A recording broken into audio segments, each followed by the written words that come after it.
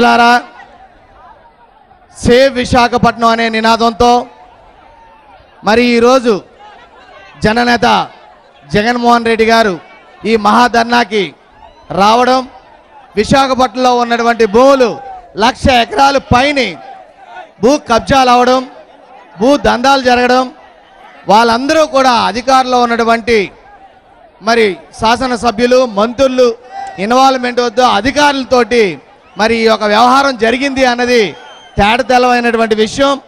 మరి ఇక్కడ పుట్టి పెరిగినటువంటి మన ప్రాంతాన్ని మనం కాపాడుకోవాల్సినటువంటి అవసరం ఉంది. కాబట్టి మనందరం కూడా చేయి కలిపి ఈరోజు భారీ ఎత్తున మరి సంఘీభావం తెలిపి ఈరోజు విచ్చేసినందుకు మరొకసారి మీ అందరికీ ధన్యవాదాలు తెలియపరచుకుంటూ, తప్పకుండా మన భూములు మనకు దక్కాల్సిందే.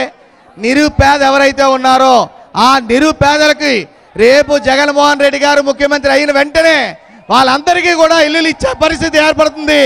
దానికి మీరందరూ కూడా సహకారాన్ని అందించాలని చెప్పి ఈ సందర్భంగా తెలియపరచుకుంటూ, దొంగలు దోపిడీదారులు ఎవరున్నా రేపు రాబో కాలంలో వాళ్ళందరూ కూడా కటకటాల లెక్కలు చూడాల్సిందే అని చెప్పి ఈ సందర్భంగా తెలియపరచుకుంటూ సెలవు తీసుకుంటాను. Thank you.